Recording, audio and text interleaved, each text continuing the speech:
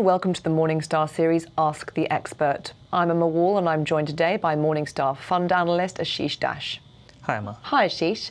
So we're having a look today at the bond sector. It's been in the news quite a lot because if we have a look back to 2015, unfortunately it was an unpopular asset class with UK investors. They seemed to flee all the bond funds in favour of equity funds. And I suppose that's because the macro backdrop suggested that soon we were going to enter a bond bear market. That hasn't quite materialised, has it? What happened last year?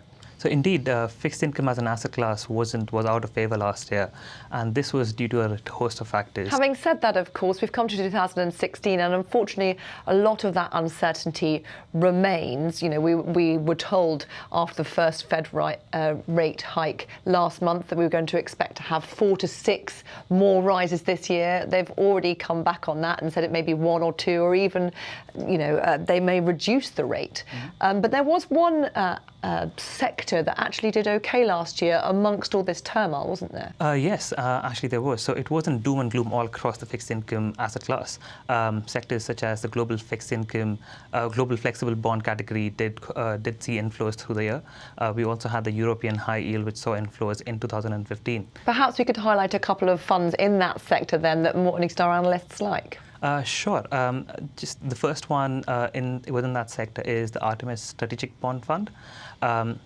This fund has been run by James Foster and Alex Ralph since its inception in 2005. Although it's a very small team, we think they play to their strengths, with Foster focusing on the investment grade opportunities, whereas Alex Ralph focusing on the high yield opportunities. The strategy is quite high conviction and results in 50 to 100 issuers within the portfolio, so that is relatively more concentrated versus its peers.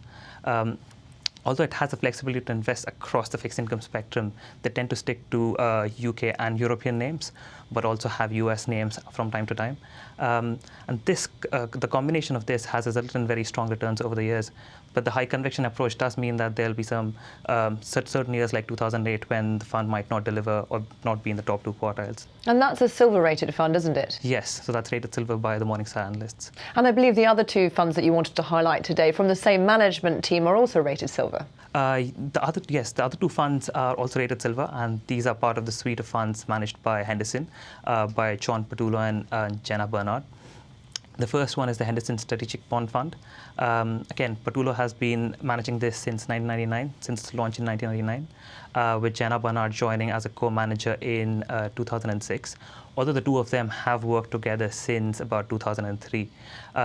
We have a very high regard for the 2 of them. We think they're very talented fixed income managers, and they've shown the aptitude to analyze the economic cycle and place the fund accordingly. Obviously, they have a support from 9 other managers at Henderson and the big fixed income credit analyst team as well. Again, this portfolio as well can be quite unconstrained and flexible. However, the managers here have shown a bias towards high yield generally and corporate bonds.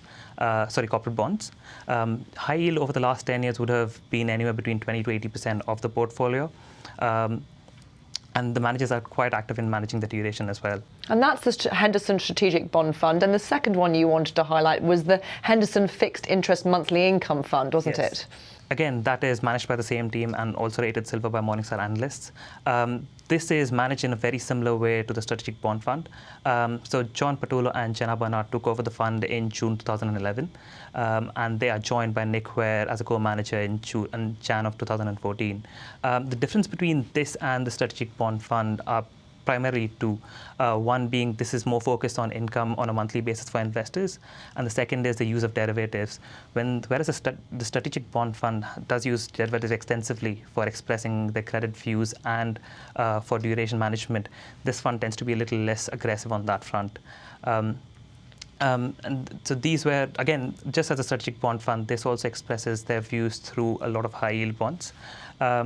And just to reiterate, all the 3 funds that we have mentioned here, they have a very high conviction approach. They have a bias towards high yield.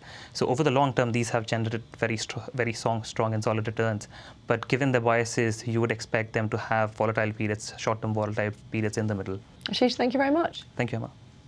This is Emma Wall for Morningstar. Thank you for watching.